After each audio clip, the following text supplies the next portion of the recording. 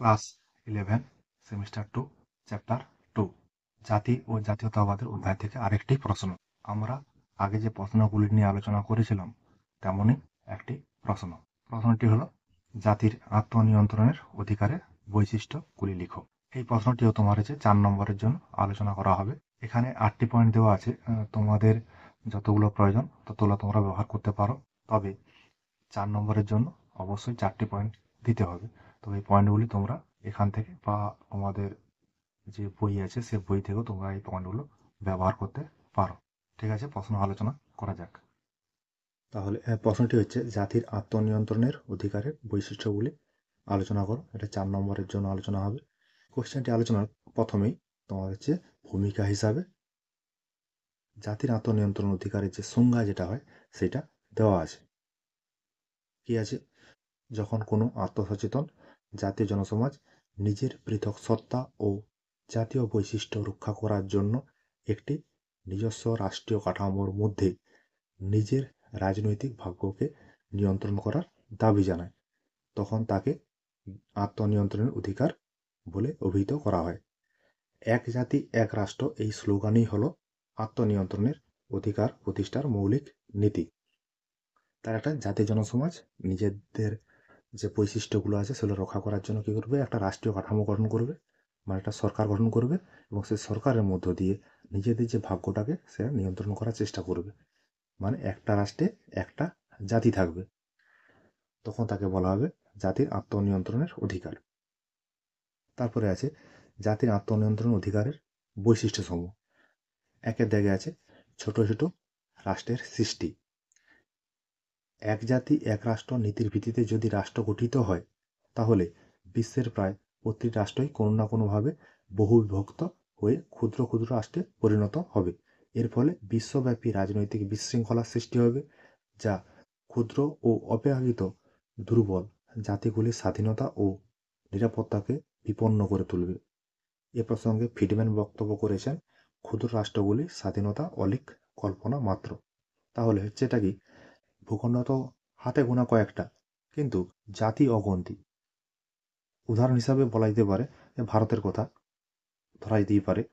ভারতে যদি এরকম এক জাতির ভিত্তিতে একটা রাষ্ট্র গঠন করা হবে যদি বলা হয়, তাহলে ভারতে তোমার 2257টি রাষ্ট্র গঠন হয়ে যাবে। তাহলে 2257টি রাষ্ট্র গঠন হয়ে গেলে ক্ষুদ্র ক্ষুদ্র রাষ্ট্রে পরিণত হবে। এইখানে ক্ষুদ্র ক্ষুদ্র যে রাষ্ট্রগুলো তাদের স্বাধীনতা এবং নিরাপত্তা কিন্তু বিপন্ন হয়ে যাবে, কারণ অন্যান্য রাষ্ট্রগুলো তার উপরে আক্রমণ করে তার স্বাধীনতাকে সবসময় হরণ করবে। 2 আছে সংখ্যালঘু সমস্যার অবসান।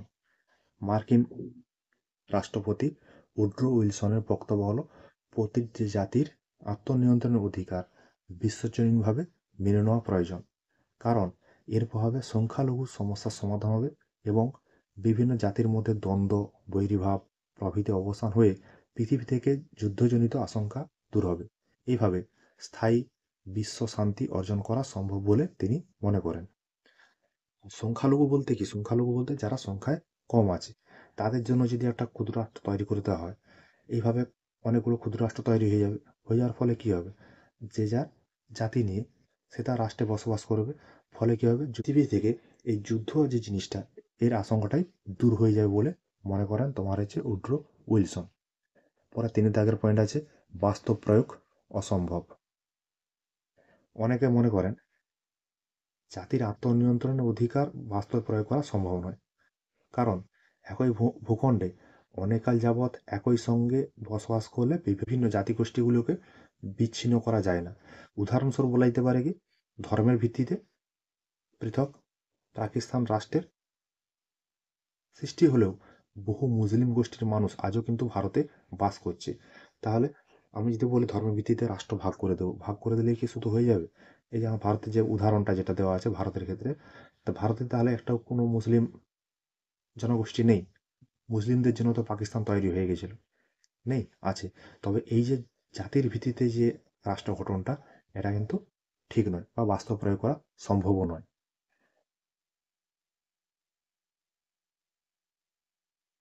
4 দেখা গেছে উদ্বাস্তু সমস্যার জন্ম। বহুজাতি ভিত্তিক রাষ্ট্রগুলিকে এক জাতি এক রাষ্ট্র নীতিতে বিভাজিত করা হলে উদ্বাস্তু সমস্যার সৃষ্টি হয় বলে অনেকে মনে করেন।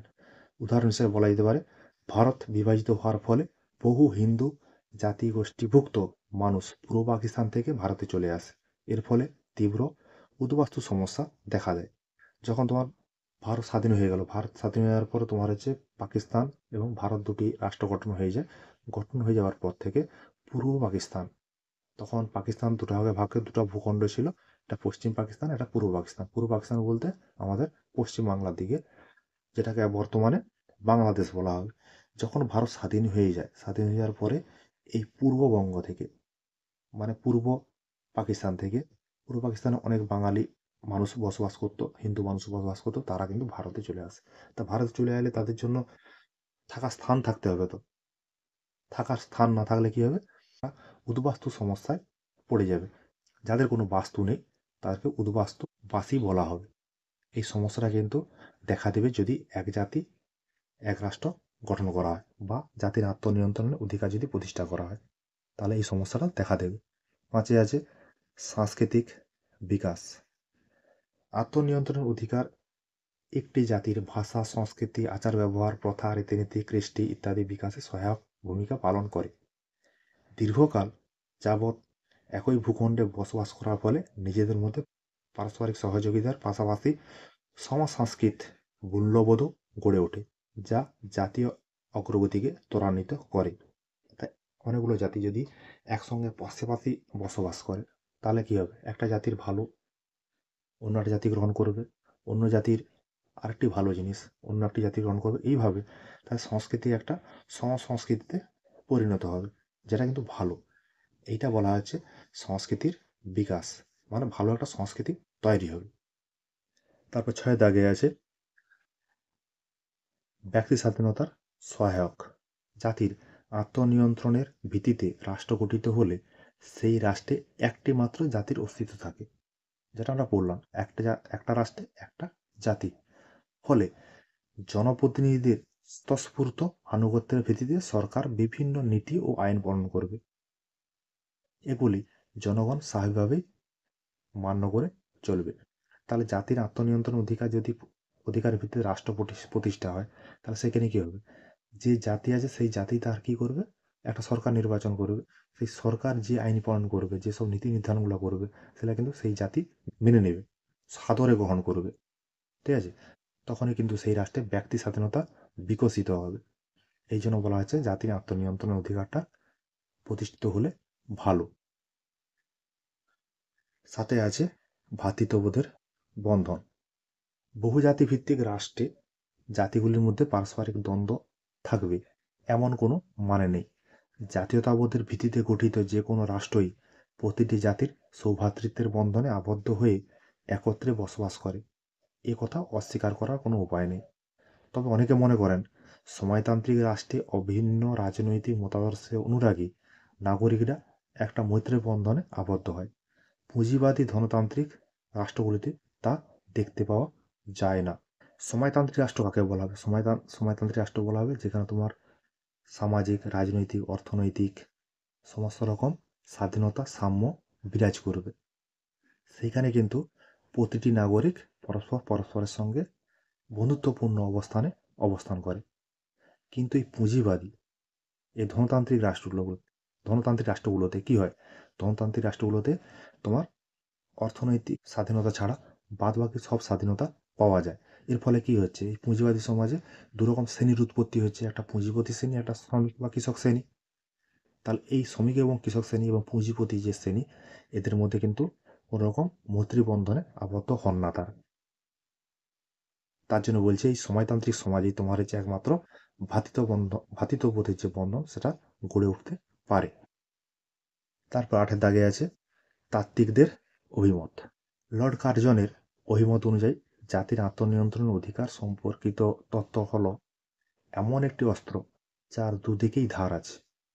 যেমন একদিকে এই নীতিটি একটি জাতিকে ঐক্যবদ্ধ ও রাজনৈতিক চেতনা সম্পন্ন করে তুলতে সাহায্য করে, অন্যদিকে তেমনি বিভিন্ন জাতিকে বিচ্ছিন্ন করে তাদের মধ্যে পারস্পরিক ঘৃণা, বিচ্ছেদ ও সন্দেহের সৃষ্টি করে বৈরী মনোভাব জন্ম দেয়। এর ফলে উগ্র জাতীয়তাবাদ এমনকি যুদ্ধের সম্ভাবনাও দেখা দেয়। এই প্রসঙ্গে লর্ড অ্যাক্টনও একই কথা বলেছেন, আত্মনিয়ন্ত্রণের অধিকার ইতিহাসের পশ্চাৎবর্তী ইঙ্গিত দেয়।